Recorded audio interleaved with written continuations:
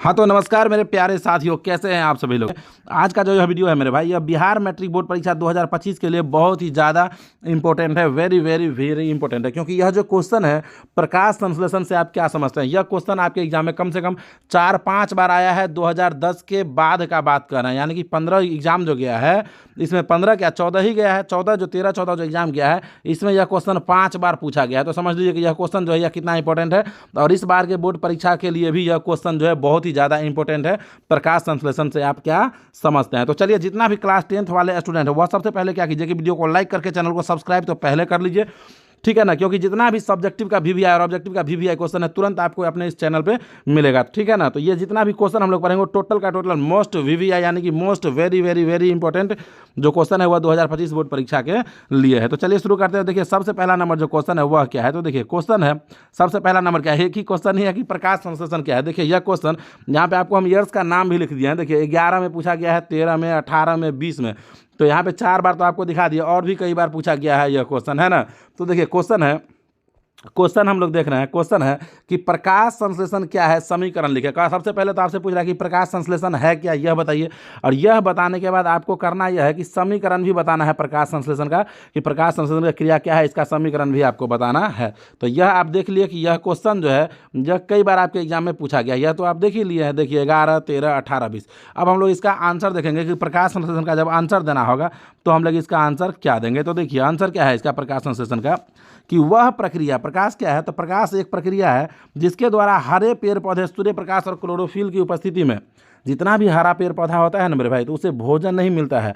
वह प्रकाश संश्लेषण की क्रिया द्वारा ही, सूर्य प्रकाश की उपस्थिति में प्रकाश संश्लेषण की क्रिया द्वारा ही उन लोग जो भोजन उसको चाहिए वह मिलता है, और उसी से वह जीवित रहता है ना। तो देखिए वह प्रक्रिया जिसके द्वारा हरे पेड़ पौधे सूर्य प्रकाश और क्लोरोफिल की उपस्थिति में अकार्बनिक अणु, ठीक है ना, सूर्य प्रकाश और क्लोरोफिल की उपस्थिति में अकार्बनिक अणु CO2 और H2O का स्थिरीकरण कार्बनिक अणु ग्लूकोज C6H12O6 में करता है। एक बार और देख लीजिए क्या है यहाँ पे। देखिए कि वह प्रक्रिया जिसके द्वारा हरे पेड़ पौधे सूर्य प्रकाश और क्लोरोफिल की उपस्थिति में अकार्बनिक अणु CO2 और H2O, CO2 यानी कि कार्बन डाइऑक्साइड और H2O यानी कि हाइड्रोजन, ठीक है ना, H2O यानी कि जल, ठीक है ना, H2O यानी कि जल का स्थिरीकरण क्या करता है, अकार्बनिक अणु को यह क्या करता है कि कार्बनिक अणु में बदल के ग्लूकोज C6H12O6 में बदल देता है। इसी को हम लोग क्या कहते हैं, प्रकाश संश्लेषण कहते हैं। और यही पौधों को भोजन के रूप में मिलता है। आप देखते होंगे कि पेड़ पौधा जो आपके गाँव में होगा या कोई भी चीज़ गाँव में, आप देखते होंगे कि वह जो ठंडा में रहता है ना पेड़ पौधा, ठंडा में, तो देखेंगे वो पौधा सूख जाता है। देखते हैं कि नहीं देखते हैं आप, सूख जाता है।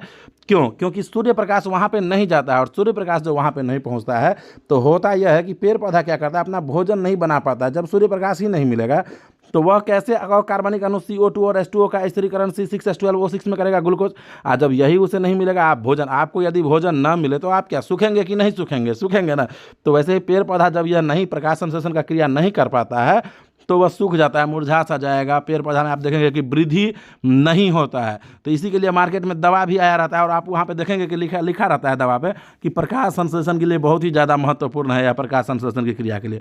तो पेड़ पौधा, हरा पेड़ पौधा जो होता है वह प्रकाश संश्लेषण की क्रिया द्वारा ही अपना भोजन प्राप्त करता है। तो ये हो गया प्रकाश संश्लेषण। अब जब हम लोग समीकरण का बात करेंगे तो देखिए समीकरण क्या है इसका, यह संतुलित किया हुआ है, इस पे आपको नहीं ध्यान देना है। CO2 और H2O प्रकाश की उपस्थिति में हरित लवक द्वारा क्या बनाता है, C6H12O6 बनाता है, और लास्ट में O2 यहाँ पे क्या होता है कि बच जाता है, ठीक है। तो ये समीकरण ये जो है संतुलित किया हुआ है, तो इस पे आपको नहीं ध्यान देना है। तो ये इसका जो है यह समीकरण हो जाएगा। तो इसको आपको समीकरण के रूप में लिखना है मेरे भाई। तो कमेंट करके बताइए कि आपको वीडियो कैसा लगा है। यदि वीडियो अच्छा लगा तो वीडियो को लाइक करके चैनल को सब्सक्राइब कर लीजिए। और ऑब्जेक्टिव का या सब्जेक्टिव का कोई भी और भी जितना भी वीवीआई क्वेश्चन देखना है तो आप अपने चैनल के प्लेलिस्ट में चले जाइए। उसके लिए आपको सबसे पहले क्या करना है, तो चैनल तो है ही, चैनल जो प्रेस्पेक्टर सुनील है उस पर आपको क्लिक करना है। उस पर क्लिक करने के बाद आप देखेंगे ऊपर के रो में प्लेलिस्ट लिखा हुआ रहता है। प्लेलिस्ट में आप जाएंगे तो सभी सब्जेक्ट, टोटल सब्जेक्ट का नाम आएगा, और चैप्टर वाइज भी ऑब्जेक्टिव है, सोशल साइंस का भी, साइंस का भी। तो आप जाके वहाँ से देख सकते हैं, चाहे मैथिली हो, मैथमेटिक्स हो, साइंस हो, सोशल साइंस हो, किसी भी सब्जेक्ट का आप